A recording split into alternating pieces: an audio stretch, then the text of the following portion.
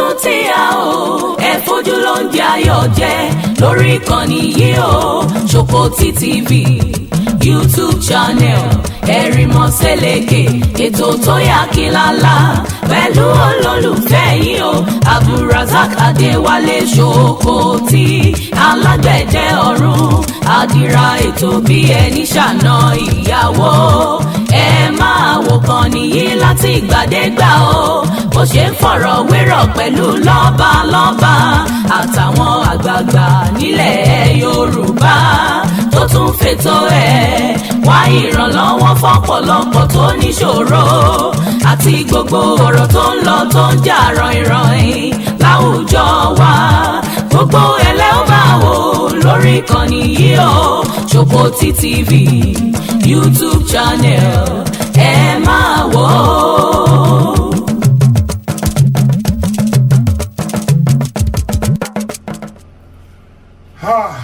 Ẹ̀yin ọmọ ìyá mi nílé lóko lẹ́yìn odi ní gbogbo orígun mẹ́rẹ̀ẹ̀rin àgbáyé mo kí yín o mo dúpẹ́ lọ́wọ́ yín ẹ kú àdúró tì yín o ojú òní tì wá o àní fojú sunkún ara wa o.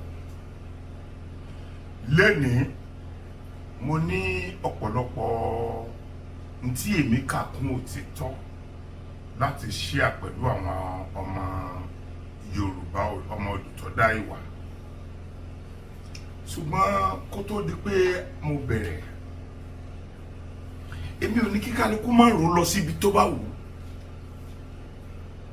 mi ní kí kálukú má rò lọ síbi tó bá wù ṣùgbọ́n mo fẹ́ kẹ́ ẹ ro ìkan pàtàkì tí mo máa sọ̀rọ̀ bá létà ló máa wù mí kárò jù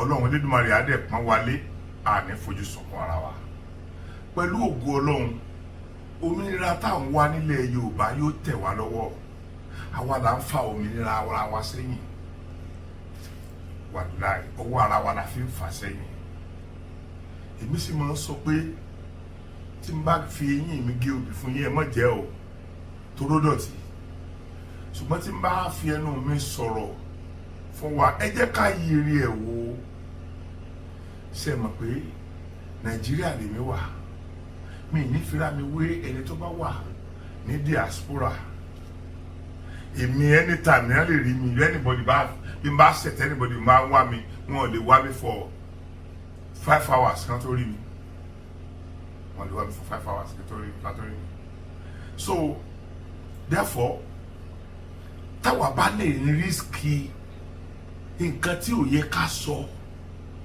tí a bẹ̀rù pé ó lè rí báyìí o wọn sáré pa wá ìjọba sáré pa wá tíjọba bá ṣe nǹkan tí yóò dá tábà sọ pé nǹkan tẹ́ ṣe yóò dá wọn ò lè pa wá náà kò pọ́sibù fún ọkàn láti pa wá bàbá ní gbọ́ wọn ní gbọ́ tí wọ́n bá feel offended wọ́n á gbé wa wọ́n á tì wá mọ́lé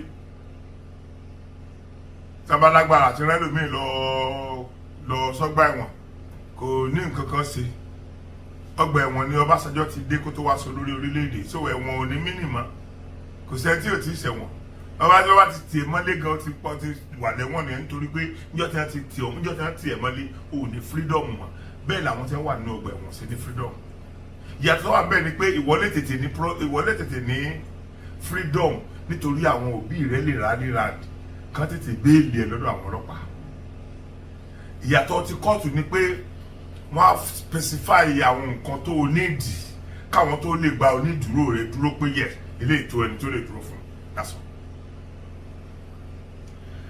àwọn ọmọ Yorùbá gbọ́dọ̀ múra agbọ́dọ̀ ṣe làákàyè o agbọ́dọ̀ ṣe làákàyè o nígbà tí èmi bá okay ẹ jẹ́ kí n kọ́kọ́ tí ẹ jẹ́ kẹ́ ẹ gbọ́ nǹkan kan ẹ jẹ́ kí n jẹ́ kẹ́ ẹ kọ́kọ́ gbọ́ ọ̀rọ̀ yìí mo dẹ̀ fẹ́ kí gbogbo wa ká fi ara balẹ̀ gbọ́ ni mi play nítorí kankan ju pé ká fi ara balẹ̀ gbọ́ lọ àwa gangan kọ́ ni wọ́n sọ̀rọ̀ sí ṣùgbọ́n wọ́n sọ̀rọ̀ lórí ọ̀rọ̀ tiwa so ó dẹ̀ jẹ́ ìbànújẹ́ ọkàn fún mi mo fẹ́ kẹ́ ẹ listen ẹ bá mi ká lọ. For what most hold on, Akwado. You will talk now. This number, yeah, come on, man. We are not doing some competition here. Hold on. Let me finish. I will talk.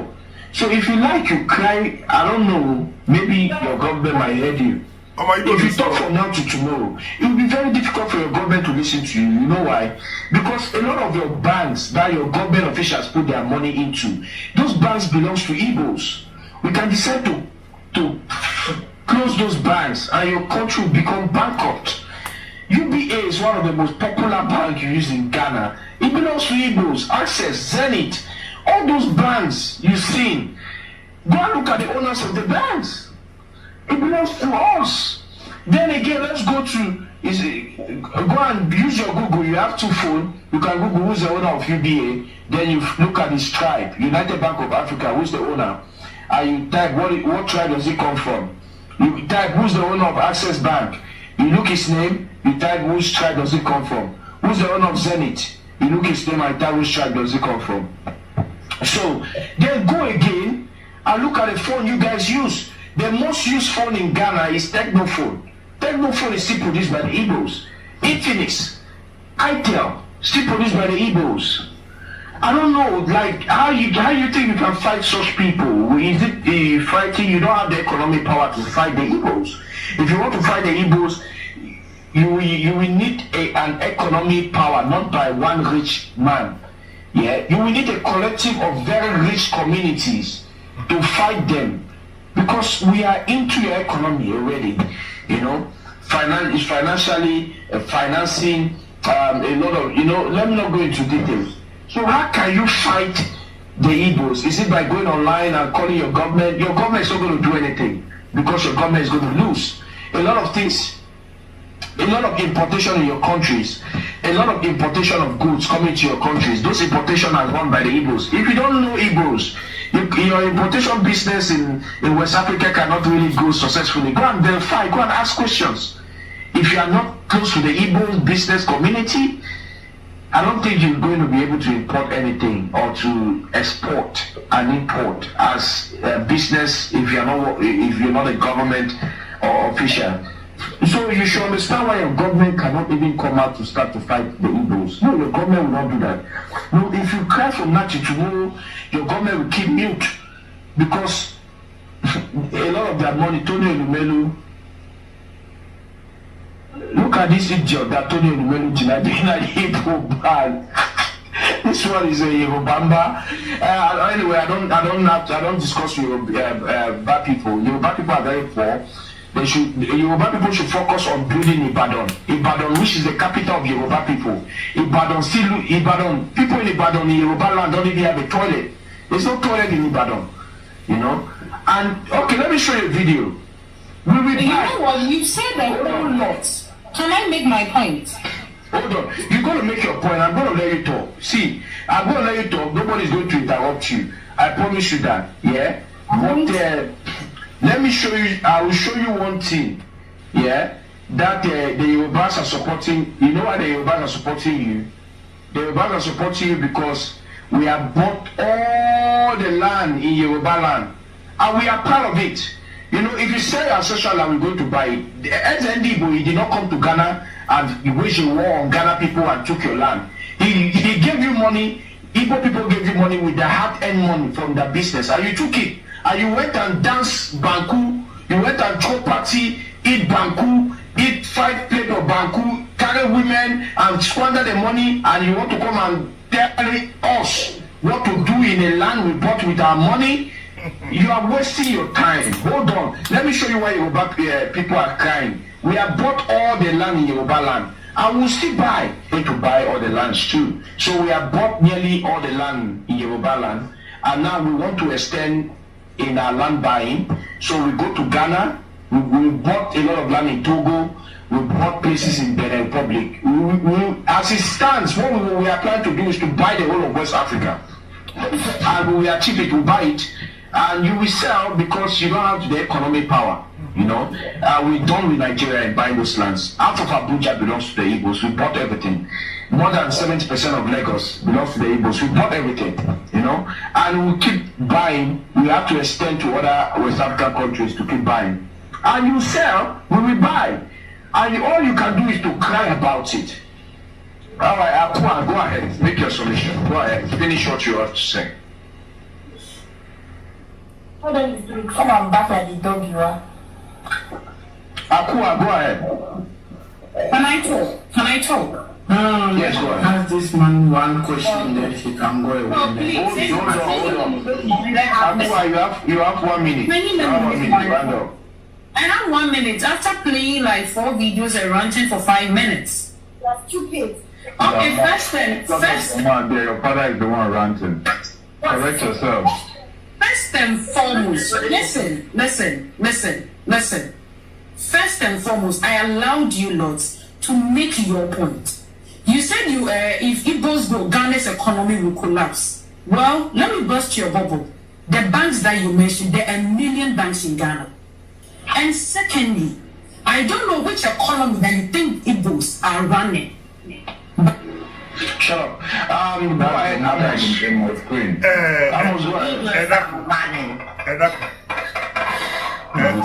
Okay. I can't even pronounce. Má bínú. Mo rò pé gbogbo àwọn ọmọ Yorùbá la gbọ́ yẹn. Àwa kọ́ ló ń bá wí tẹ́lẹ̀ ó sọ̀rọ̀ lórí tiwa ni o. Ṣé mo pé ọ̀pọ̀lọpọ̀ àwọn ọmọ Ghana náà ti jáde tán ti ń complain lórí afọ́kìtì àwọn ọmọ Igbo ń kọ́ sí lọ́dọ̀ wọn.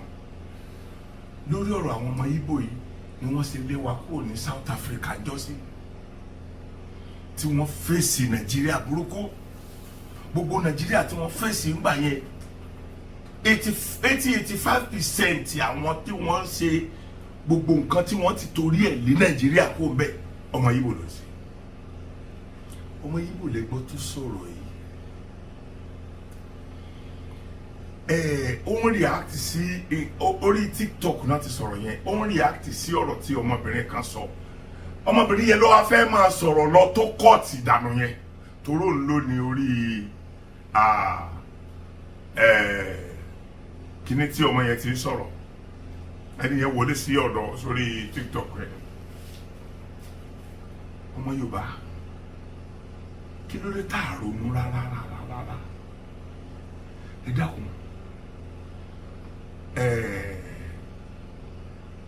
bí àbá tiẹ̀ báwa fúnra ara wa bá lè dáná rò á rí pé kì í ṣe gbogbo ọ̀rọ̀ tó sọ yìí ló fi parọ́ mọ́ wa. Ó ní kò sí tọ́lẹ̀tì Ìbàdàn ibi kan lèmi sáà ń gbé àbí ibi tó rí àwọn ọmọ Igbo yẹn burú dé nìyẹn. Ibi tó rí àwọn ọmọ Igbo yẹn tó burú dé nìyẹn. Ọ́fíìsì mi sì kéré tó yìí 3 bedroom flat tọ́lẹ̀tì 3 ló wà ńbẹ̀. Ọ̀dà tí ní tọ́ ọ́fíìsì mẹ́rin ló wà ńbẹ̀. So bó ọ̀rọ̀ tó sọ náà a lè kó gbogbo ìdànù tó tálẹ̀. Ẹ ti talẹ̀ yín tán. Díwé tá ń gbà talẹ̀ fáwọn Igbo yìí yóò padà bù wá lọ́wọ́ lọ́jọ́ ọ̀la. Àwọn ẹlòmíì dẹ̀ tó ń ta outright ní mi ìpò bí tí wọ́n ti ń talẹ̀ outright rí. Àwọn èèyàn ń ralé l'Amẹ́ríkà, wọ́n ralé diaspora náà wọ́n ń talé fún wa. Wọ́n talé fún wa wọ́n máa san mortgage yẹn lọ títí ni. Níjọ́ tó o bá ti kú lówó ẹ ti gbogbo tó ti san sẹ́yìn yẹn ti expire. Àfi tó o bá lọ́mọ tó tún lè tẹ́wọ́ gbà tí ó ṣe gbogbo tó yẹ kó ṣe. Tó o bá lọ́mọ tó lè tẹ́wọ́ gbà tí ó ṣe gbogbo tó yẹ kó ṣe. Níjọ́ tó o bá ti kú tó o bá ti gbọ́ officially pé o ti kú ni wọ́n á ti talé fẹ́ dòmí. Ṣùgbọ́n àwọn ta ilẹ̀ tiwa ilẹ̀ Yorùbá láti talẹ̀ outright. Ẹ dákun torí Ọlọ́run fẹ́ bí lọ àwọn Yorùbá. Ogun mélòó ni ọmọ Yorùbá fẹ́ máa jà pọ̀? Ogun mélòó lọmọ Yorùbá fẹ́ máa jà pọ̀ lẹ́ẹ̀kan náà? Ẹ wo ọ̀rọ̀ tí ọmọ Ghana kan náà sọ tó sọ before ọ̀rọ̀ Ghana 3 ni mo ní lọ́wọ́ ṣùgbọ́n ọ̀kan nínú ẹ̀ dédé àwọn ọ̀rọ̀ yẹn ní wèrè yẹn sọ tó react sí ní TikTok yẹn o ẹni ọmọbìnrin yẹn mẹ́nu bà some of it tó jákè ní ẹgbàá mọ́ ọmọbìnrin yẹn tó fi sọ gbogbo ọ̀rọ̀ tó sọ yẹn ẹgbọ́n ọmọ Ghana kan náà lè mo fẹ́ ká lè sìn. ẹ má bínú ṣe rí àwa Yorùbá tá a bá ṣọ́ra wa tí a bá ṣọ́ ara wa tí a bá ṣọ́ ara wa bá mi wo eléyìí bá mi ló tó ń lòdù yẹn ó dẹ̀ pé tí mo ti play tó tó ń lòdù ṣe rí ibi tá a máa bára wa dé láyé yìí Ọlọ́run jẹ́ ká bára wa ọ̀ka ibi tá a bára wa dé ṣe rí ọ̀tọ̀ ní nǹkan tó yẹ ká pariwo ọ̀tọ̀ ní tá a máa pariwo a máa sọ ìjà di mẹ́ta mẹ́rin lórí ara wa nìkan ṣé wọ́n ṣépè fún wa ni ṣépè àwọn lẹ́yìn òkú lórí wa náà rìn bá ṣe pariwo tó yìí náà ibi tí wọ́n sin ìyá àti bàbá ẹlòmíín sí yóò sì tún gbé ta wọ́n máa lọ wú òkú tó ti wà níbẹ̀ 35-40 years wọ́n máa lọ wú ẹ dákun situation burúkú wo la wà yẹn situation burúkú wo la wà yẹn ṣe rí olójú kì í lajú ẹ lẹ́kọ̀ọ́ ní kó fọ́ Ọlọ́run jẹ́ kí wọ́n fọ́ ojú Yorùbá gẹ́gẹ́ bí mo ṣe fi ọ̀rọ̀ tí ọmọ wèrè Igbo kan sọ àyín gbogbo anáàládẹ mọ irú ẹ̀ táwọn ọmọ Igbo ti sọ mo ti play kan tó sọ fún yín pé we must take over Lagos we are using our money to buy their land we are using our money to build our houses mo ti fi fídíò orú yẹn kan hàn yín rí lórí ètò mi mo wá fẹ́ kí ẹ dákun torí Ọlọ́run ẹ bá mi gbọ́ ọ̀rọ̀ eléyìí náà láti inú Ghana yìí ẹ má bínú. And when the Tinubu is raised a disturbing development creeping up in Ghana, and every well-meaning Ghanaian will have to sit up and grant me your attention for just a few minutes, ladies and gentlemen. A man born in Nigeria who settled in Ghana some decades ago and over time became well-respected leader among his tribesmen has now set up a kingdom for himself in our country, ladies and gentlemen. He is an Igbo man bearing the title Eze Chukudi Ihenetu. I hope I'm saying it right. He has the title Eze Indi Igbo Ghana, which translates King of Igbo people in Ghana. His tribesmen in Ghana crowned him this position and the title in 2012. And these are his images, ladies and gentlemen.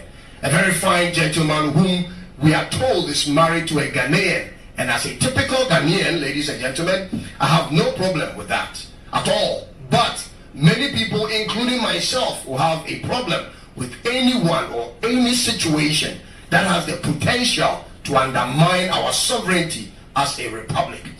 What has made our country livable for all people for many years is our hospitality towards one another and to foreigners, ladies and gentlemen. And that cannot be circumvented by any external tribe nor group of people. Ghana has a common chieftaincy practice of installing foreigners as development chiefs for the purpose of providing value to our local communities. This is a typical thing in Ghana. And hence, I thought what this man and his tribesmen were doing was something in line of that. Until, ladies and gentlemen, I read from an internet publication that they, and I mean the Igbo people, or he as a king in Ghana, has acquired acres of lands to build an Igbo town and establish an Igbo kingdom within Ghana. This is where I became disturbed, even though I'm yet to see any substantive evidence for this acquisition. That would be totally unacceptable, ladies and gentlemen. Fellow Ghanaians, I want to believe this is a falsified story. But if not, this is not something we should entertain or allow to continue. Ghana is a sovereign country alongside our kings and our chiefs. They are called kings and chiefs for historical reasons. They have fought and protected their lands and been the source of the unity of our people till this modern era. It is not a title given out of charity, ladies and gentlemen. There is a meaning and a story behind every stool or throne in Ghana. There is a story behind every stool, land, and family lineage that authenticates the royalty of our kings and chiefs. These institutions are not to be toyed with nor replicated in any shape or form, ladies and gentlemen. People have fought and died in the protection of their clans and tribes and lands in Ghana. It used to be our system of governance before the colonizers came in, and therefore should be respected whether by foreigners or locals, ladies and gentlemen. What is happening with this self-acclaimed king of Igbos in Ghana, if true, will be a direct infringement on our chieftaincy structure and the sovereignty of our country as a whole. This cannot happen in any other region outside of Accra, and even in Nigeria. Can this even happen in Ashanti region, ladies and gentlemen, or any of the northern regions? In fact, this shouldn't happen in any other country, and shouldn't happen for that matter in Ghana. The Igbo people of Biafra need a king and true leadership in these times of struggle for an Igbo nation. That cannot be done in a strange land. What this man is trying to do in Ghana will undermine his own people's effort for freedom from Nigeria. And I don't think his intention is to create a kingdom here in Ghana and move his people along. If he indeed has the resources and the know-how to lead his people, this is the time to stand up strong for your people in Abia and Anambra and Ibonyi and Enugu and in Imo states in Nigeria. Biafra is at crossroads with the federal government of Nigeria, and we as Ghanaians don't want to meddle in that. To be crowned a king is not simply by an election. It must be tied to the lineage of your family, the land of your tribe or family, the historical achievements or significance of your family name in relation to the community you lead, ladies and gentlemen. You don't just blip on the radar in a community that has its own leadership structure and annex your throne to theirs, ladies and gentlemen. That is not how it's done, and doesn't make you a king nor a leader. And one reason we have to make this topical is because of how politicians relate with them. During the times of the formal government or the president, this man was seen, invited and associated with the leadership of our country. And before the elections were held last year, he paid a visit to our current president. This is what he has used to gain for himself the popularity and the needed attention, ladies and gentlemen. But that's definitely not what Ghana needs at this time. We are not in need of more kings and chiefs, ladies and gentlemen. We have a diplomatic relationship with Nigeria, and that should be observed. The idea of our immigration officers inviting him and working with him is not going to be a healthy thing for Ghana and Nigeria's relationship in the long run. Ladies and gentlemen, we have to pay attention to all these. Nigeria as a high commissioner in... We have to pay attention to all this. Kada drum beye. Eyan mi. Sa wa fe ku sinu mo se yini. Just a part of Ghana. Mo ní irú ọ̀rọ̀ báyìí differently more than 10. Táwọn èèyàn ti kí gan. Téèyàn bá jẹ́ en tó mo rí rò torí ẹ̀ pé tíjọba Ghana bá jẹ́ ìjọba torí ẹ̀ pé ẹ wo tí màá yí sọ sílẹ̀ ẹ wo bó ṣe fọ́ wẹ́wẹ́wẹ́wẹ́wẹ́. Ó túmọ̀ sí pé ìjọba Ghana ò ní gbà wọ́n láàyè. Ǹjẹ́ bẹ́ẹ̀ ni tẹ̀yin ọba Yorùbá rí? Ǹjẹ́ yín kọ́lẹ̀ yín máa fún wọn ládé? Ẹ̀yin lẹ́ fún wọn ládé. So ọmọ Yorùbá wọ́n dádé nílẹ̀ Haúsá. Wọ́n máa ní èmi 14 years ni mo lò ní Haúsá. Yorùbá road ní ibi tí mò ń gbé, tí mo kọ́kọ́ ń gbé ńgbà kan. Landlord wa ó ní olórí Yorùbá ní gbogbo ìlú yẹn ní Badarawa. Wọn ò crown rẹ̀ ní aládé. Wọ́n kàn recognize ẹ̀ pé okay kó jẹ́ agbẹnusọ fún àwọn ọmọ Yorùbá ní gbogbo bẹ̀yẹn. So tá bá fẹ́ bá wa wí ẹni tí wọ́n sọ fún ni ẹ bá tún ṣerú nǹkan báyìí ní ìjìyà yín ó máa jẹ́ o. Yóò dẹ̀ ti pé àwọn ọmọ Yorùbá yóò bá wọn sọ wọn làwọn ò gbà nǹkan báyìí o, ẹni tó bá ṣe kò sọ mi bẹ́ẹ̀ o, mi ì dẹ̀ ní dá sí o. Nǹkan ṣe nìyẹn. Ẹ dákun torí Ọlọ́run. Ẹ lọ wo ọba Igbo tó jẹ ní Èkó, gómìnà Èkó. Ẹ lajú yín sílẹ̀. ọba kan jẹ ní Igbo wá lọ mú àwọn èèyàn kọ̀ọ̀kan ní gáràjì bí ẹni pé kò sí irú tí ń ṣẹlẹ̀ sí ẹni yẹn nínú ìran tiwọn nílùú tiwọn lọ́hùn bí ẹni pé gbogbo Igbo tí ń bẹ ní ilẹ̀ Igbo ló soríire lórí ṣe tí wọn tọrọ jẹ tí wọn tọrọ mu. Ìgbà míì ó sọ nínú ọ̀rọ̀ kan tó sọ ọjọ́ tó ń campaign fún ọmọ lórí ọ̀rọ̀ lady kan tán lọ mú ọlọ́gbàálẹ̀ ní police station ní palace ẹ̀ ó jókòó palace yẹn náà àwọn náà ń kúnlẹ̀ ọmọ Yorùbá méjì ní ọkùnrin kan obìnrin kan ń jọ yẹn wọ́n ń kúnlẹ̀ fún wọn ń dọ̀bálẹ̀ fún so èyí tẹ́yìn ọba ṣe tẹ́yìn bá yọ ọmọ Haúsá tàbí Yíbò kúrò nínú ọ̀fìn ẹ̀yin kì í pariwo torí pé n tí wọ́n bí àwa mọ́ nìyẹn wọ́n bí àwa mọ́ nǹkan yẹn ni pé ok ẹlẹ́ra ara bíi wa kò gbọ́dọ̀ jìyà mo mọ at least gbogbo yín lẹ mọ̀ tó ṣẹlẹ̀ sí ọmọ Yíbò tí mo béèlì jáde kúrò nínú ọgbà ibẹ̀ yẹn tí mo sì dúró fún tó dẹ̀ ń gbé inú ilé mi títí tó fi inú ilé mi ló ti sáfù ẹ̀wọ̀n mo lọ bá wọn fà á because wọ́n fún ní ẹ̀wọ̀n ọdún méjì tàbí ẹ̀wọ̀n kí ni wọ́n porúkọ ẹ̀ kan tí wọ́n yìí ṣe tó jẹ́ pé yóò máa lọ gbálẹ̀ yóò máa da ṣùgbọ́n nígbà tí ò sí kò sẹ́ni kankan tó fẹ́ dúró fún so mo dẹ̀ gbà sílé gbogbo yín lẹ rí lórí Sokoti TV mo dẹ̀ ń gbé e lọ sí prison yard láti lọ sáfíìsì ẹ̀ tó ń gbálẹ̀ tó ń ṣe gbogbo ẹ̀ nínú prison yard ọmọ Yíbò ni náà ọmọ Yíbò bí ẹni pé àwọn wà á ṣe bí ẹni pé àwa kì í ran ara wa lọ́wọ́ ìgbà tí wọ́n bá ṣe wọ́n á máa fún àwọn èèyàn wa lọ́rọ̀ sọ wípé ẹ̀rí nǹkan ọmọ Yíbò ní í ṣe wọ́n lóore yẹn o ọmọ Yíbò mélòó làwa ti ṣe lóore pé àgbà Yíbò sì lé lásán gẹ́gẹ́ bíi tẹ́nàntì òòrè la ṣe wọ́n torí wọn kì í ọ̀pọ̀lọpọ̀ wọn mo sọ́rí láti sọ pé wọn kì í ọ̀pọ̀lọpọ̀ wọn kì í ṣe èèyàn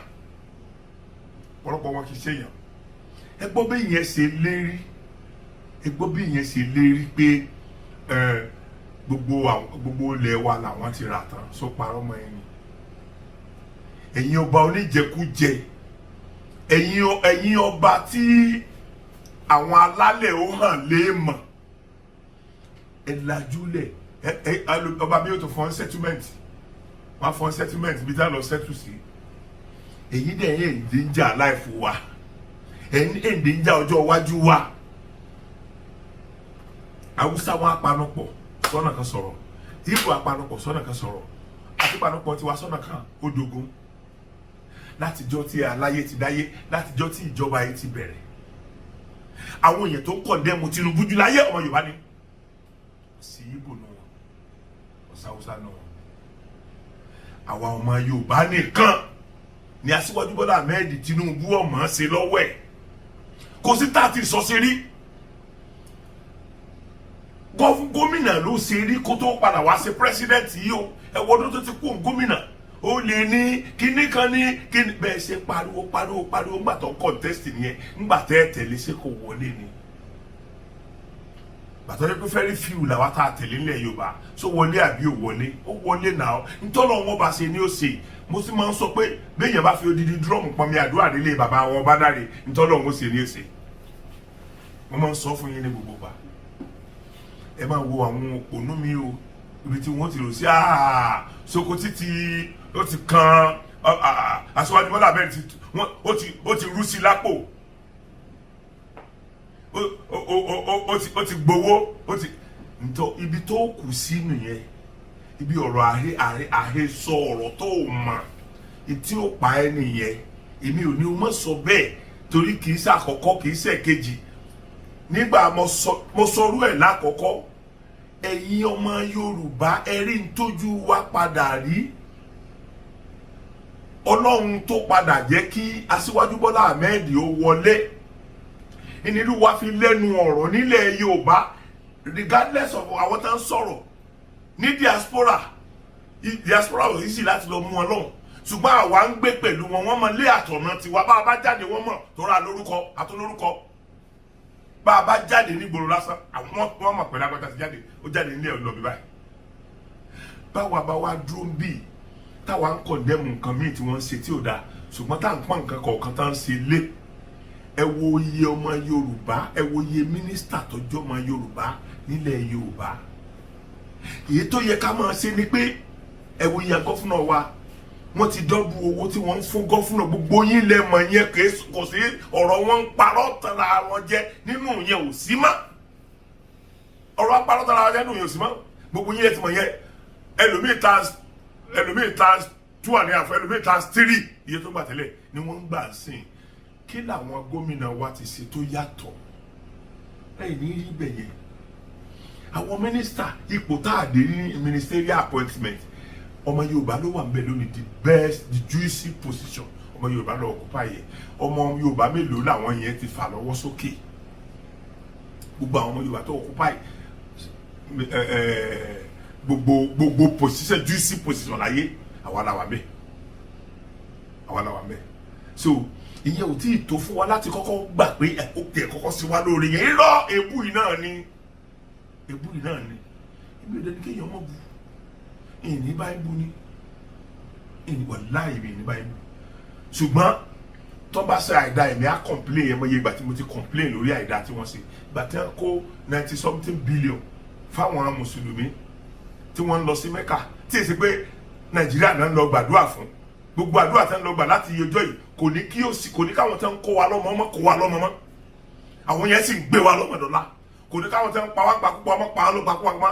Kò ní kí àwọn tó ń bá yàwó wa tó ń bá yà wa sùn nínú igbó, àwọn ọmọ ẹ̀hàn náà, àwọn ọmọ ẹranko yẹn, kò ní kí wọ́n mọ̀ ṣe yẹn mọ́. So kí wàá lẹ́nu Mẹ́kà lọ sí? Kí lẹ̀ ń lọ Mẹ́kà lọ sí? Ẹ̀ ń lọ láòkúta sọ́tàn. Kí lẹ̀ ń lọ Mẹ́kà lọ sí? Tí àdúrà tí Mẹ́kà táwọn tó ń lọ Mẹ́kà bá ṣe pọ̀ tó yẹn, tí wọ́n bá lè gbàdúrà kọ́lọ́ mú fi ara dé Nàìjíríà o.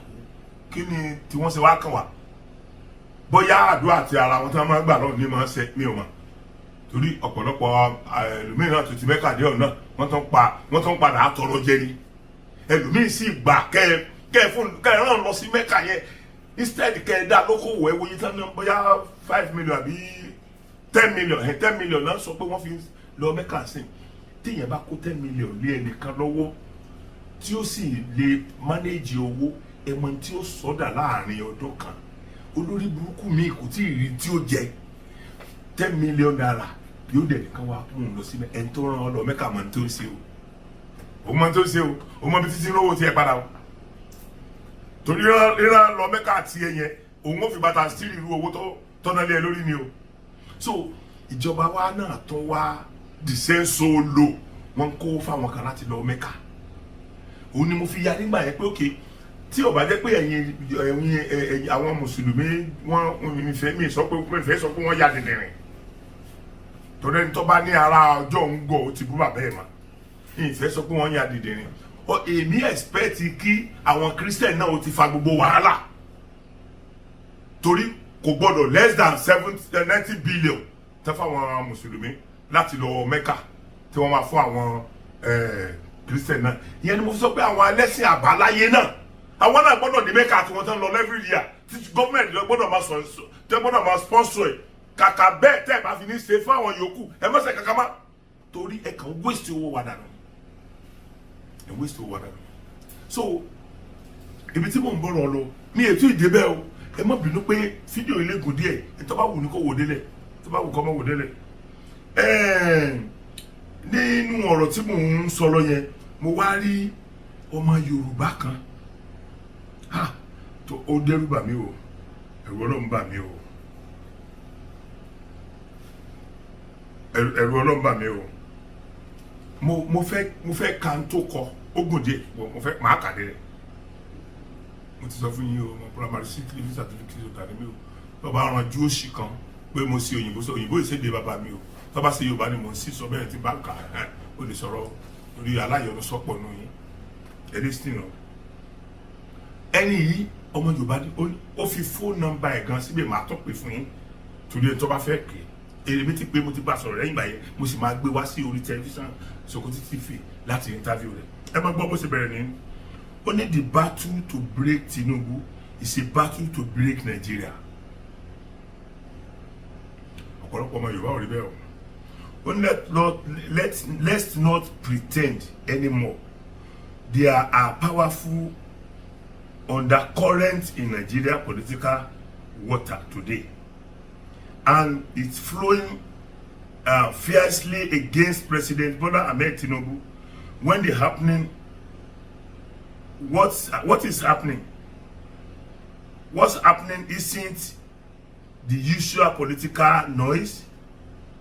It's a carefully orchestrated campaign by a group of powerful interests who feel threatened, not just politically, but economically and historically.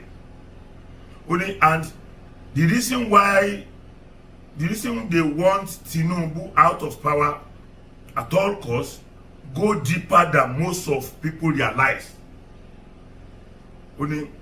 This whole struggle don't start today. To understand what's happening now, we must go back to a conversation between Professor Omar Omaruyi and General Ibrahim Babangida. Okay, only a conversation that sheds raw light on the northern establishment fear of certain leadership runs. Only that conversation documented in Omaruyi book, The Tale of June 12, revealed a mindset that is both old and dangerously persistent. At the heart of that discussion was a message from the Sultan of Sokoto. He warned General Babangida that allowed the election of Chief M.K. Abiola, a Yoruba man and a fellow Muslim, will undo the gain the North had made since independence in 1960. Imagine that, even though M.K. Abiola was a well-liked and not seen as a threat in personal terms, his ethnic identity alone made him unacceptable to northern power brokers. The Sultan made it clear that the North could not afford a Yoruba presidency. He believed it would shift the balance of power and allow the Southwest to reverse the decades of northern dominance. According to the account of Professor Muruyi, a message was sent to Babangida: the June 12 election must not go forward. And Babangida, in a moment of candor, told Omaruyi that Yoruba people behave as if Nigeria cannot move forward without them. Adding that the Igbo should teach them a lesson. It was a disturbing statement, but it revealed the hidden bitterness and competition that have plagued Nigeria leadership structure for years. It also showed how much fear and hatred of Southern Assembly still exists behind closed doors. What played out in 1993 is no different from what we are seeing today. The same fear, the same desperation, the same tactics. President Tinubu has become a symbol of what the northern elite fear most. A southern leader who is independent, bold, and difficult to control. Tinubu is not Obasanjo, who was handpicked and trusted by the same establishment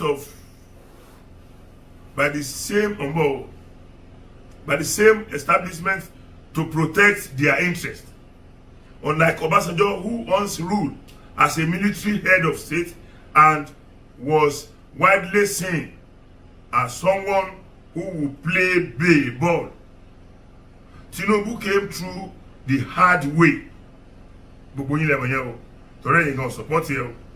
He built his political machinery from the ground up, led the opposition for years, and earned his victory through right, strategy, and the power of people.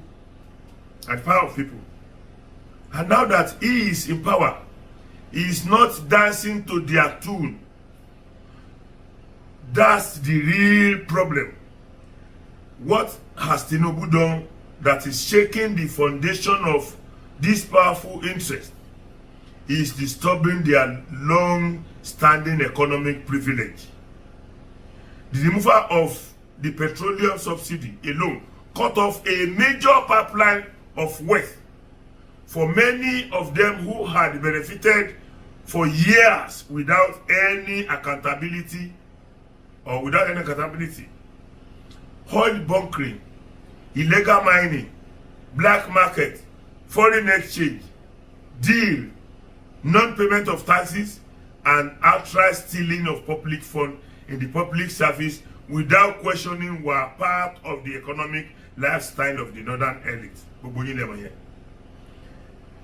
This act weren't just tolerated, they were part of an entrenched system of plugging Nigeria. Tinubu reform are exposing that system and trying to shut it down. And the reform, though tough, are not without purpose. They are aimed at building a stronger economy, reducing waste, and making the country work for everyone. Not just a privileged few, but those who have fed fat on the nation commonwealth for decades see it differently to them. Tinubu policies are not reform, they are threats. They see every policy as a move to dismantle their empire, and they cannot take it. So what are they doing? They are regrouping stroke coalition. They are calling on their best 11 political heavyweight, media propagandists, religious leaders, and ethnic champions. They are aligning with angry politicians, including those who from the south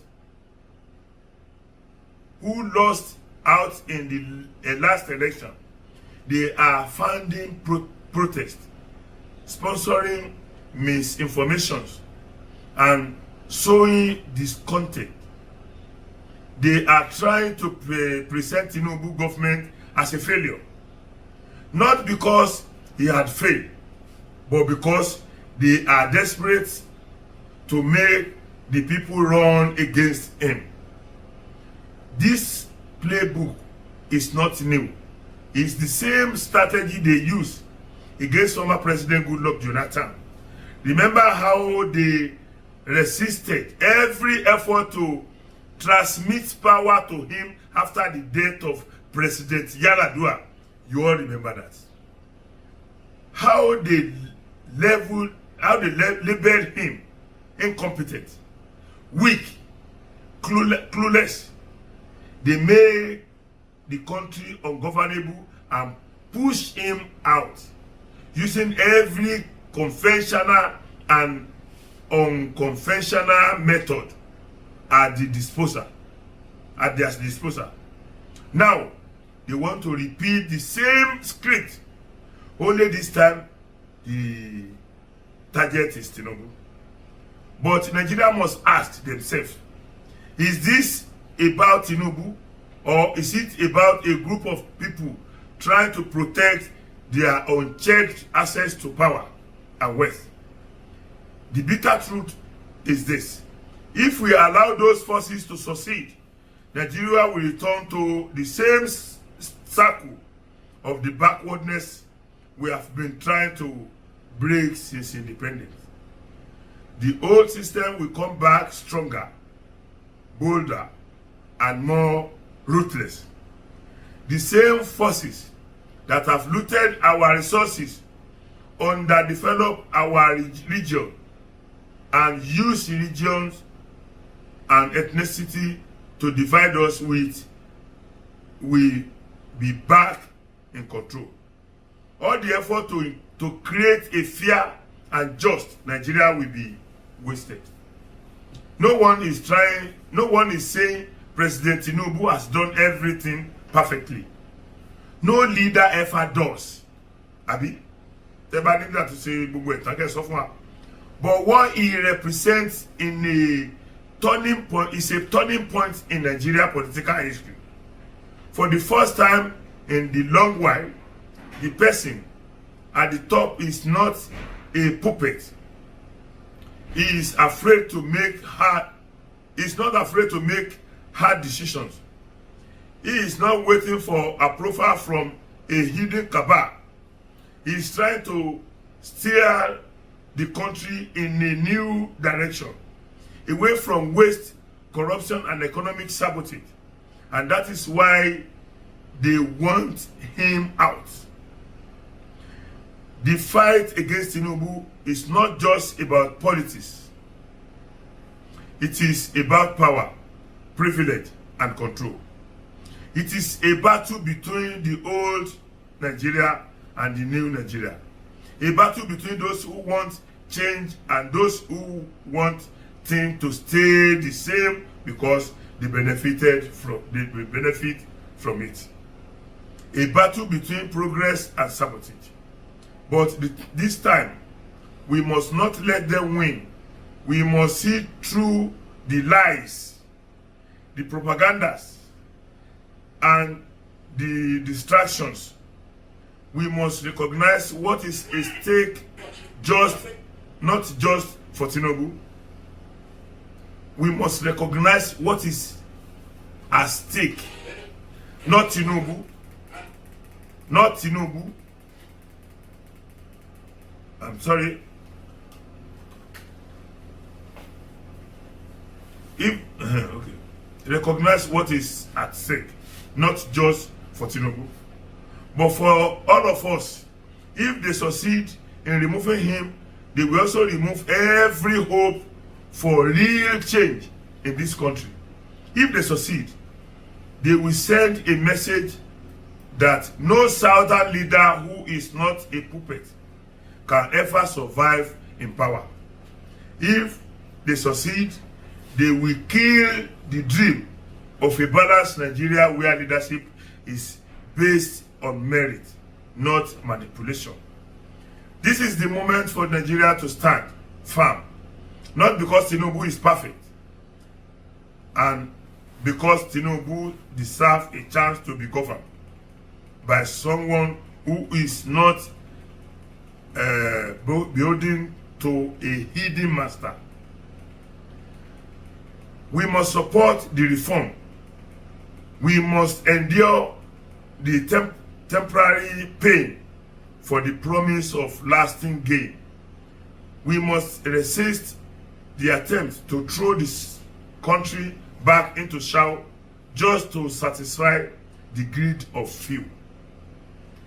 Because if we allow them to remove Tinubu now, we are just removing a precedent. We are removing our last chance at true national progress.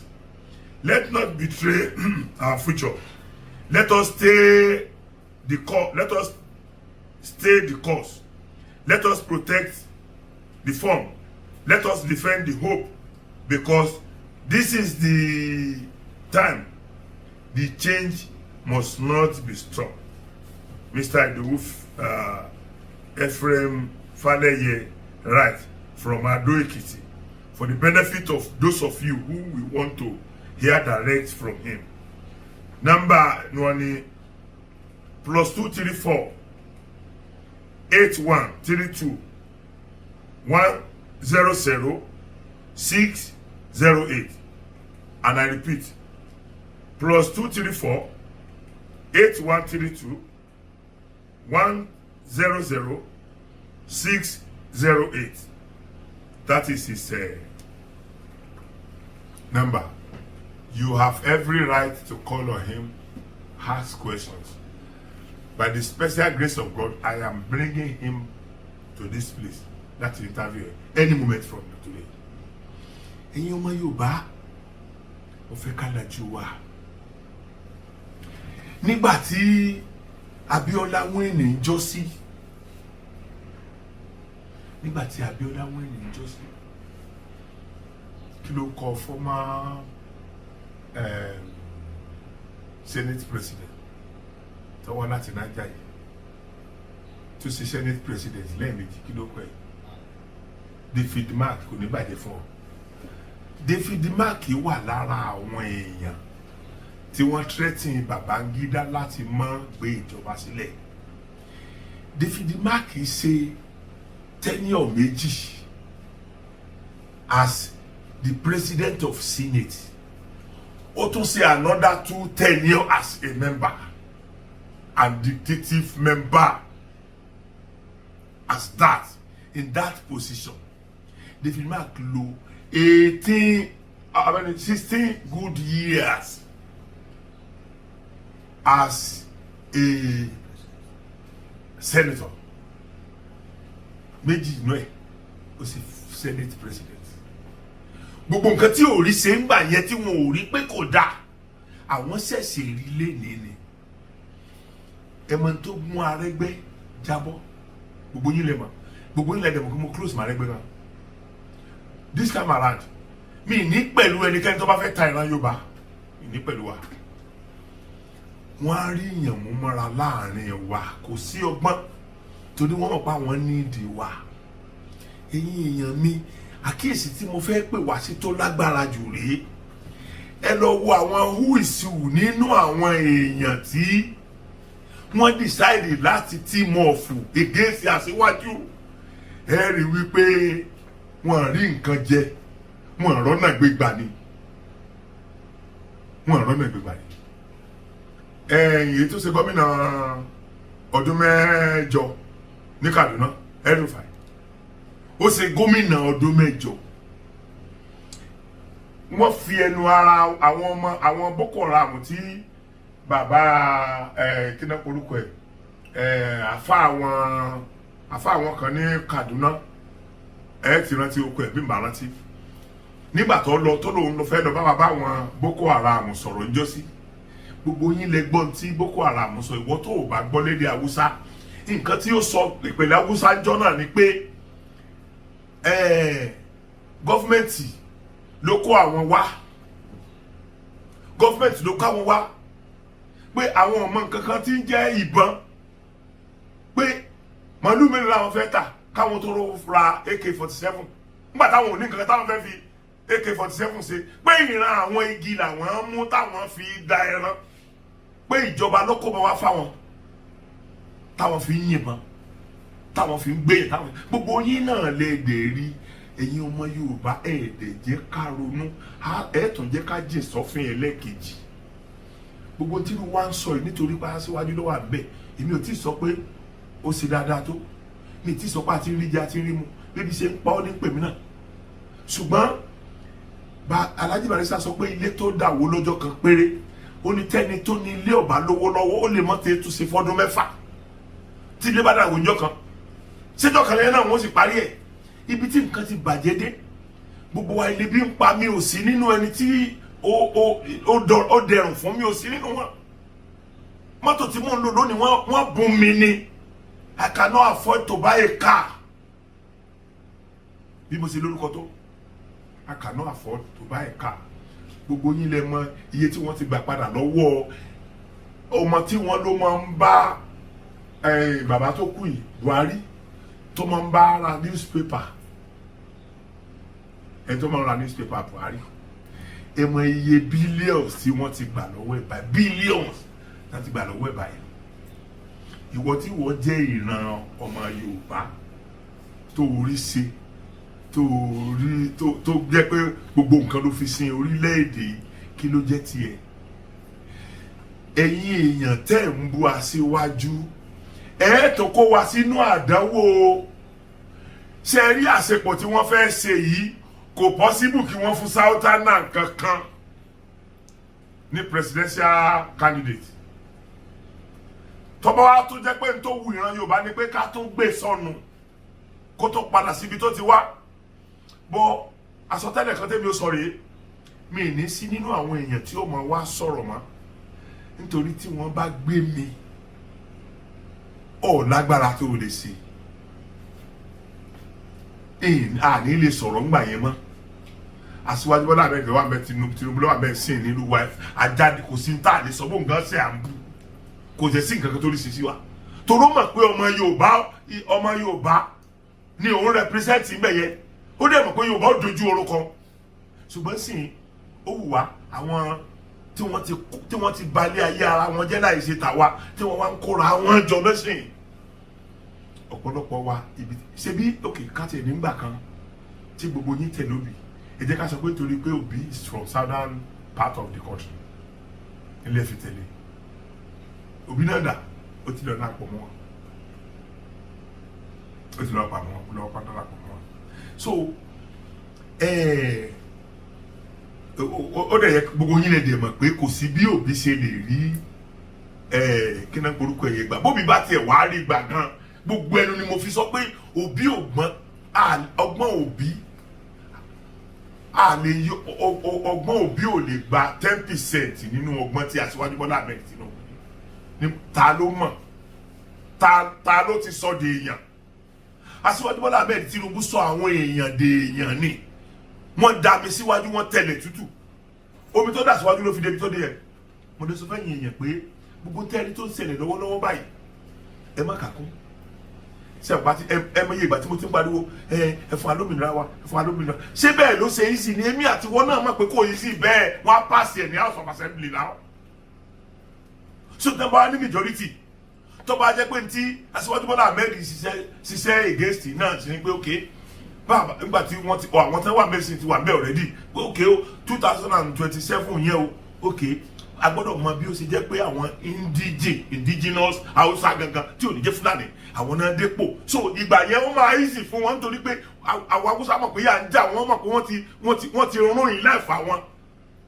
ẹ̀ lè rí Hausa typical Hausa kan kó jẹ́ governor kó jẹ́ minister kó jẹ́ house of rep member House of Senate member ẹ̀ lè rí nísìnyí tí Aṣíwájú Bọ́lá Ahmed Tinubu tí wọ́n á ná àwọn lójú tó ti fi ojú gbogbo wọn lójú lọ tó lè pé àwọn ni majority gbogbo Fúlàní tí ń bẹ ní northern state mo sọ fún yín pé wọn àtó 20% wọn àtó tán jẹ́ ọmọ Fúlàní gangan wọn àtó 20% so sáwọn 80% náà wà rájúlẹ̀ pé ok àwọn ìyá àtàwọn gangan náà fà á lẹ̀ lọ́tẹ̀ yìí ṣé wò ní tẹ̀lé ok tó bá dìgbà yẹn tí wọ́n wá ní òkè o tó bá jẹ́ pé ìgbà yẹn ni gbogbo wọn ni Aṣíwájú ń dúró lè pé ok ó máa yí sí ìgbà yẹn nígbà tí house bá ti di tí a lè jọ ní ìmọ̀ kan pé kí gbogbo wa dá dúró pé kò sí ẹni tí ò ní nǹkan tí ó jẹ tí gbogbo wa bá dá dúró ojú kálukú ó ká ríjọ rẹ̀ mọ́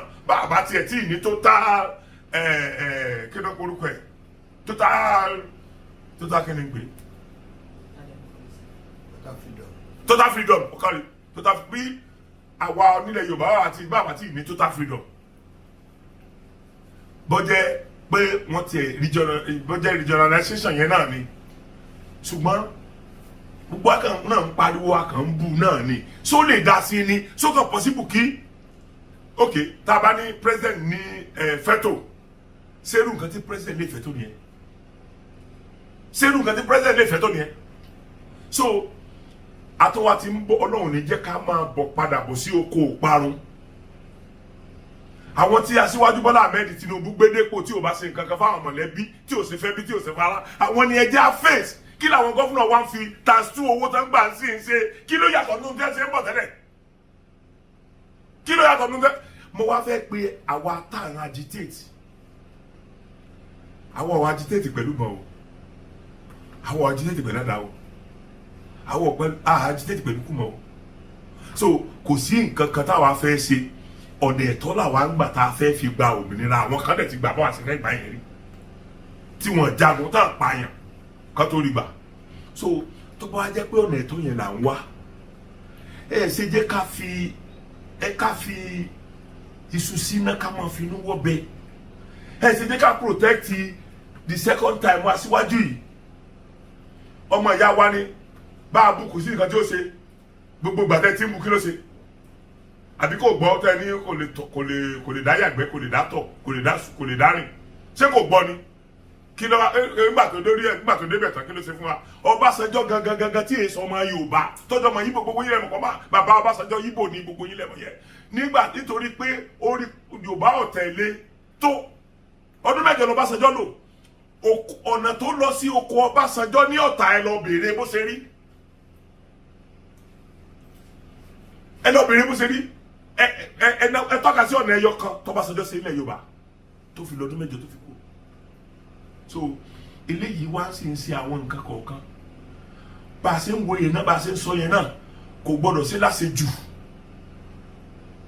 torí ẹ rántí pé à ń sójà wà ẹ sì rántí pé ọ̀pọ̀lọpọ̀ àwọn ọ̀gá ológun tí wọ́n ti ṣe president orílẹ̀-èdè rí ọmọ Fúlàní ló pọ̀ nù wọn so ọgbọ́n tí wọ́n fi dìtẹ̀ mọ́ tiwa làwa ń wá instead káwa náà dúró ti tiwa èmi ò ní pé ká má jíjà tiwa pé a fẹ́ ní òmìnira lẹ̀ Yorùbá that is not what I'm saying o ẹ̀ tó bá rò bẹ́ẹ̀ yẹn lórí burúkú ni o mi ì sọ bẹ́ẹ̀ yẹn o mò ń sọ wípé ká sì fẹsẹ̀ yìn délé mo sì sọ́jọ́ sí ẹ̀ fi mí ṣe ẹ̀yẹ tọ́wọ́ ajẹ́ pọ̀lọ́ wájú ó ṣẹlẹ̀ tá a ti wá rí sí tó jẹ́ pé ọ̀pọ̀lọpọ̀ ọmọ Yorùbá ipò tá a dé rí láwà lẹ́nìí so àwọn tá wà ní ipò tá a dé rí yẹn tá wà ń bẹ̀ lérí kí náà ṣe fún ọ kí náà ṣe fún mi sọ àwọn tó súnmọ́ wọn gan kí náà ṣe fún ọ mọ̀lẹ́bí wọn lọ́pọ̀lọpọ̀ ń ṣe fún ẹ̀ẹ́dẹ̀ ní sọ̀rọ̀ sí yẹn Aṣíwájú Bọ́lá Ahmed Tinubu nìkan ló dáná ṣe rí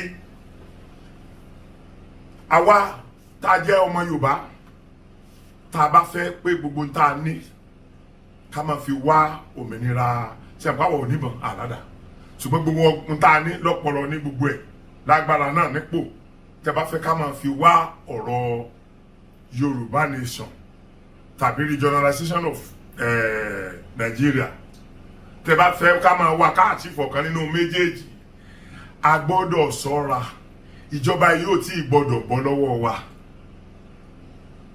tọ́ra níbọn tá a fẹ́ fi gbà so tí Aṣíwájú bá kú òǹbẹ̀ tó bá tó ti padà síbi tí wà ó tó di gbére nu ó di rẹ́mú bí fìlà rẹ̀ mú wọ́n tó stay to power permanently bọ́n ṣe máa ṣe ni ìgbà yẹn sẹ́mi ni màá wá sọ̀rọ̀ tí màá jẹ́ kí wọ́n gbé mi bí kán lọ tì mí mọ́ Yàgànkó láti Yàgànkó pé ẹ máa gbọ́njọ́ kejì kan ti rùn d'Àbújá family mi mélòó ni ó lè wọ plane lọ Àbújá àbí kí wọ́n kó sínú mọ́tò kí wọ́n máa lọ kí wọ́n gba Niger kan tó ra àwọn lójú ọ̀nà káwọn ajínigbé tún gbé wọn àbí kán gba ọ̀nà ẹ̀sìnkẹ́lẹ́ ọ̀nà Oǹdó lọ kí wọ́n tó bọ́ sọ́wọ́ àwọn ajínigbé èyí mélòó nínú mọ̀lẹ́bí mi ní ó lè jáde bóun àwọn fẹ́ lọ gbélé ọmọ àwọn tàbí bàbá àwọn tàbí ẹ̀gbọ́n àwọn tàbí àbúrò àwọn so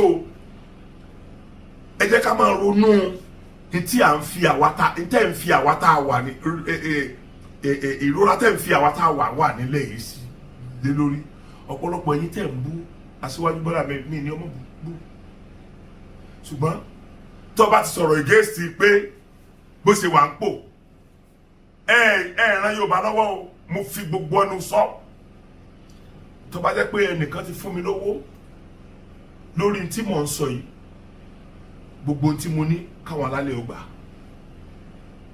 ṣùgbọ́n tí wọ́n bá fún mi lówó tó jẹ́ pé mo kàn ronú ara mi wò mo ro ọjọ́ iwájú gẹ́gẹ́ bí mo ṣe rò ń jọ́ sí pé ẹjẹ́ àtẹ̀lá síwájú tó bá jẹ́ pé bẹ́ẹ̀ náà ni mo tún ṣe rò tẹ́lẹ̀ kankan ò tí ì fún mi lówó ìwọ náà má jẹ́ rìn mí ní ṣe mèké nínú ọdún yìí gbogbo dáadáa tí mi ò tí ì ṣe rí kọ́ lọ́wọ́ bá mi ṣe nínú ọdún yìí wọ́n á jẹ́ pé mi gbowó lọ́ọ̀ nìkan torí àwọn òpònú kan pọ̀ tó jẹ́ pé ìrònú wọn ìrònú wèrè ni gbogbo ń tà sọ́lẹ̀ yìí wọn ní wò ó ẹ̀yin gómìnà wa ẹ la ojú yín lẹ̀ wọ́n ti fẹ́ẹ̀ ta ilé wa fáwọn ọmọ Ìgbò tán ẹ̀dẹ̀ ẹgbọ́n táwọn ọmọ Ìgbò ń sọ nínú next kìíní mi màá fi nǹkan tẹ́nìkan sọ lórí Aṣíwájú Bọ́lá Ahmed Tinubu màá fi hàn yín tẹ́yìn ló fi ti ń bọ̀ so eléyìí torí kí ni ti gùn kó mọ̀ wá gágọ̀jú ẹ dákun ẹ jẹ́ kí n fi mọ́ báyìí ẹ̀yin èèyàn mo kí yín kú lé o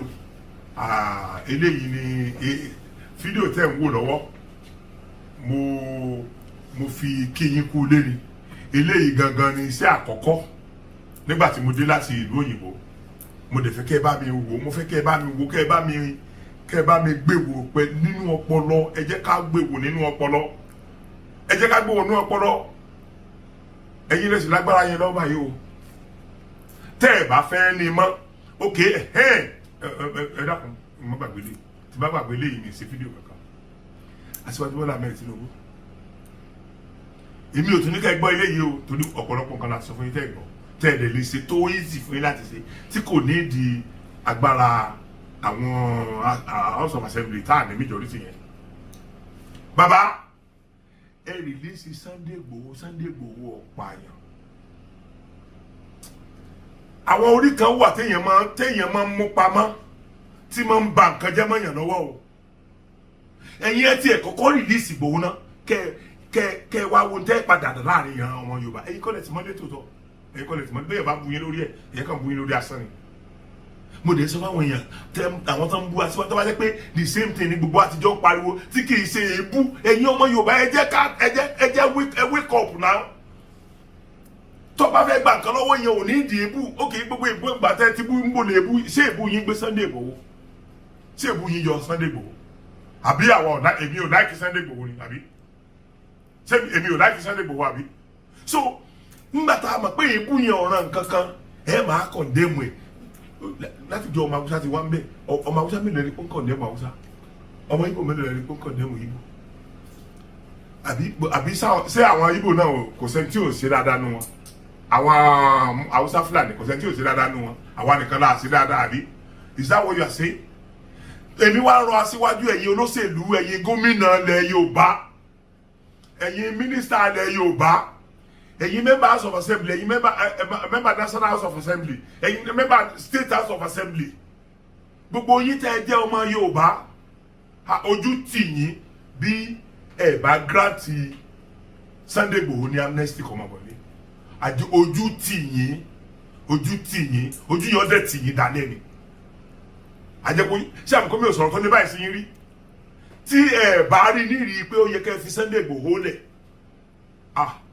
wàláyé ẹlòmíì ò fi gbogbo kò tó dé yẹ yóò fi pìtàn ní pòun débẹ̀ pẹ̀lú ògo Ọlọ́run torí pé kí ni Sunday ṣe ẹ dàpọ̀ kí ni Sunday ṣe só pààyàn ni gbogbo oníkẹ́ ẹ bàjẹ́ wọn ò débẹ̀ mo ti expect pé ẹjọ́ Sunday Igboho tí wọ́n dá nìbàdàn tí federal government ò dẹ̀ happy tí bàbá tó kú yẹn èyí sọ̀rọ̀ sókù ni o ní òjé mọ tí mo fẹ́ sọ sí kí náà porúkọ ẹ̀ Buhari tó bá jẹ́ pé èèyàn máa ń sọ̀rọ̀ sókù gẹ́gẹ́ èmi mùsùlùmí ni mí mo sì máa ń tẹ̀lé òfin yẹn èèyàn kì í bá òkú wíjọ́ kọ́ lọ́hún tẹ̀ sáfẹ́fẹ́ rẹ̀ gbogbo tí ó sì fún àwọn ti ṣe náà ó ku òun ó ku kọ́nsẹ́ǹsì ẹ̀ ó ku Ọlọ́run wá jẹ́ pé dáadáa náà sì fún wa ṣùgbọ́n kọ́ lọ́hún sábà wà tẹ̀wọ̀ sáfẹ́fẹ́ rẹ̀ kọ́ lọ́hún fi ìwà wọn dá wọn lẹ́jọ́ ìsáàpù wọn bẹ́yẹn ìwà táwọn wù sí Nàìjíríà bó sì dáa tó yẹ kọ́ lọ́hún fi dá wọn lẹ́jọ́ so ẹ mọ̀ pé òun ló ti ẹni yìí mọ́lé adẹ pariwo ntí mo tó wá fẹ́ bẹ̀ Aṣíwájú Bọ́lá Ahmed Tinubu lé lórí ni pé Aṣíwájú ilé ẹjọ́ dá federal government lẹ́bi wọ́n sì ní kí wọ́n san iye millions kan fún Sunday Igboho Aṣíwájú tẹ́ bá ṣe yẹn Ọlọ́run ò kùnà sí i tẹ́ bá ṣe yẹn kò tí ì pọ̀ jù kò tó nǹkan kan nínú kò tó owó tẹ́ fi tírú yín fún girlfriend gbogbo owó tí wọ́n ní kan san fún Sunday Igboho owó ara ẹ̀ ló tó fi tún lé sí ẹ gbàgbé lórí pé àwọn èèyàn fún lówó àwọn èèyàn tó fún lówó ìfẹ́ ẹ̀ náà ní tí wọ́n bá jólẹ̀ báwọn bí wọ́n ṣe fún lówó náà nìyẹn yóò sì ní nǹkan míì tí ó fi ṣe owó tó yẹ kó fi ṣe nǹkan míì ló fi tán lẹ́yìn ṣe so mo rọ̀ wá ẹ̀yin èèyàn ní tí ẹ jẹ́ ká fèsì nìyẹn ẹ má bu ìjọba mọ́ ẹ má bu ìjọba mọ́ nǹkan tí ẹ jẹ́ àfèsì nǹkan tó bá ń dùn àwa ni ká máa sọ jáde tó bá jẹ́ pé lásìkò tí aṣíwájú Bọ́lá Ahmed Tinubu débẹ̀ tẹ́ bá fọkàn sí pé lo ọdún 4 tán kẹ́ tó sí Sunday Igboho sílẹ̀ tàbí fọkàn sí pé ẹ fi ṣe campaign nígbà tí election bá súnmọ́ orí gbogbo wa náà dà fún yín o ẹ̀ ní wọlé o bàbá kúkú padà ní òyà yẹn ká kó padà ní ẹ̀ tó bá jẹ́ pé a padà sínú òyà yẹn ká kó padà sínú ẹ̀ ó pè wá torí pé báwo ni aláìṣẹ̀ṣẹ̀ máa jìyà tó bá ṣèmi náà ni mo wà ní ipò tí Sunday Igboho wà yẹn báwo yóò ṣe máa bẹ̀yìn náà ni fún mi so kì í ṣe pé kí Sunday wà ní ibẹ̀ yẹn kínú wa máa dùn tàbí ká máa ṣe bí ẹni pé kò kàn wá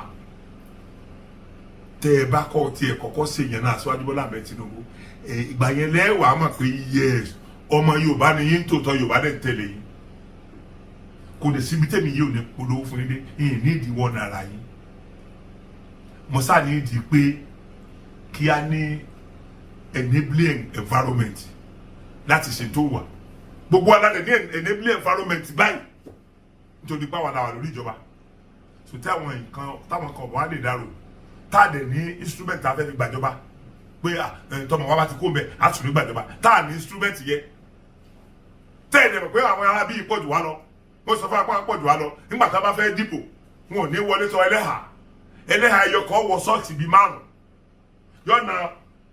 yóò sì torí ẹ̀ yọ̀nà sẹ̀kántà ọ̀sẹ̀ ọ̀tún ta pé ok wọ́n kà yóò yọ ìyẹn kúrò the next one bóyá white lè kọ́kọ́ náà the next one blue ni yóò tún èmi náà ti dé o kìnnì kan lórúkọ mi o yóò tún lórúkọ mi tí wọ́n fi ń sọ pé wọ́n pọ̀ jù wá lọ ẹ lọ ilẹ̀ Haúsá náà ẹ lọ wo ilẹ̀ tí ò ní sílé ẹ ní kan ilé ẹ tẹ kò sí irú ẹ̀ nílẹ̀ Yorùbá gbogbo ìlú tí fẹ́ já wọn àwọn tán yẹn ṣé tàbá wa ní autonomy tàbá wa wà fúnra ara wa ṣé àní dúpẹ́ ni so mo bẹ̀ Aṣíwájú Bọ́lá Ahmed Tinubu bẹ́ẹ̀ bá tiẹ̀ gbọ́ gbogbo ẹ̀bẹ̀ tí mo ti mẹ́rin láti rán yìí ẹ gbọ́ ti Sunday Igboho yìí ẹ bá fi Sunday Igboho lẹ̀ Sunday Igboho ọ̀dẹ́sẹ̀ lóòótọ́ àwọn gbẹ́yìn kan lè mú pamọ́ ṣùgbọ́n ẹ̀yin nìkan lẹ ní agbára àti fílẹ̀ báyìí kódà ẹni tí wọ́n bá ti jẹ́ẹ̀lì tó wà ní life imprisonment tàbí tó wà ní awaiting death penalty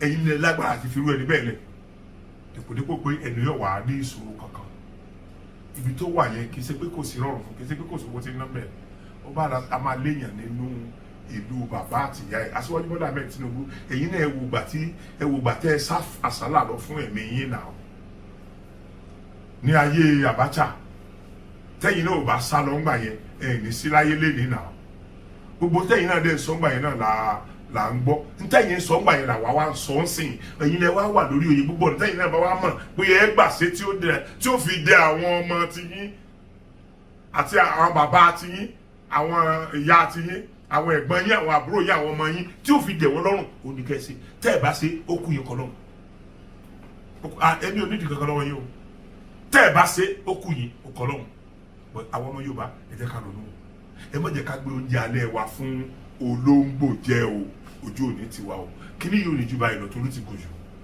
mo kí gbogbo yín pé ojú ò fẹ́ra kù máa gbogbo agbára mo ní kẹ́ ẹ bá mi subscribe sí Sokoti channel àwọn eré aládùn tí mo bẹ̀rẹ̀ sí ní pòpọ̀ ń sìn ibi tá a ti máa ṣó ẹ nìyẹn so mo bẹ̀ wá torí Ọlọ́run ẹni ọba mi kò náà yín ní nǹkan kan náà kẹ́kàn time kẹ́kàn pam ọ̀tán ẹ subscribe mi Sokoti channel ẹ dákun torí Ọlọ́run ẹ bá mi subscribe sí mo fi wù wá pé ojú ọ̀fẹ́ ra ẹ ṣé o.